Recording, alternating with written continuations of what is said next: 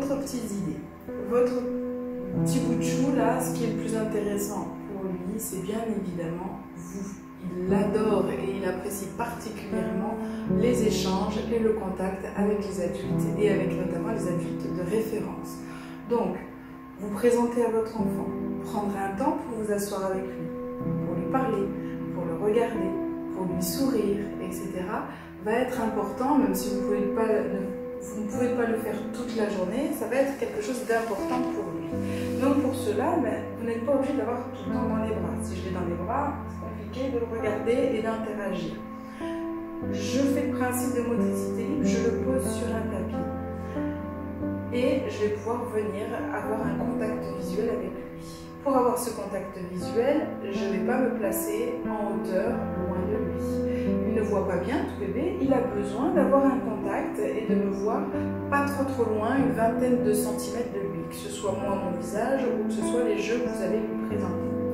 Donc il est face à vous, vous vous mettez devant lui et vous allez pouvoir commencer à lui parler.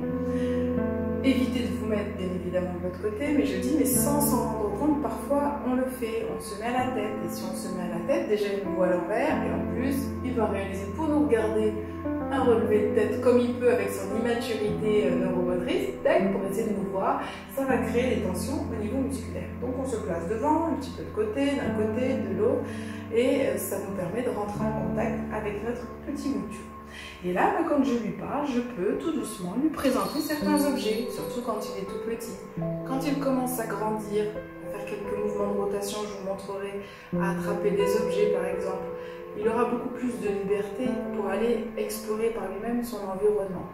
Là, tout petit, les premiers mois de vie, le contact visuel avec vous et la présentation de certains petits jeux, et vous allez voir, certains enfants vont être très réceptifs par exemple aux jeux visuels et d'autres vont être beaucoup plus sensibles et réceptifs aux jeux sonores ou tactiles. Ça dépend des enfants et c'est toujours très amusant et intéressant de voir comment un enfant dès tout petit peut prêter attention à de nombreuses petites informations sensorielles. Donc là je vais avoir par exemple mon jeu que je lui parle et puis hop, je vais venir lui présenter une vingtaine de centimètres le petit jeu et je vois si mon enfant accroche. S'il accroche longtemps, et puis je lui présente, et puis si ça l'intéresse ou si ça ne l'intéresse pas, et puis voilà, puis je peux venir poser mon petit jeu. Ou je peux venir, hop, je déplace mon petit jeu sur le bras, et je viens caresser la main. Et de temps en temps, vous allez voir, en caressant la main, il va y avoir une préhension, chaque réflexe, pas de mère, de la main de votre enfant sur l'objet. Il va la tenir un petit moment, et au début, il le relâchera et puis ce moment ira de plus en plus loin. Donc vous pouvez comme ça lui montrer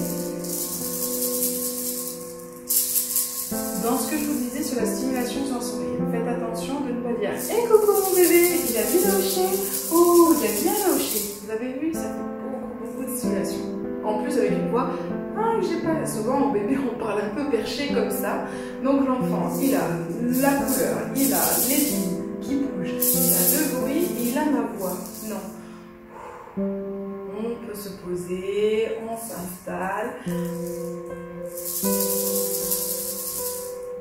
Tu as vu le jouet? Il est ouvert. Puis il fait du bruit. Oh, tu entends les billes? Oh, ouais, c'est très chouette, hein? Oui, je vois que tu aimes ça. Voilà. Donc on s'amuse vraiment en contact avec son bébé, à échanger, observer tout ce à quoi il va être intéressé et vous étant la première chose dans ses centres d'intérêt. À bientôt!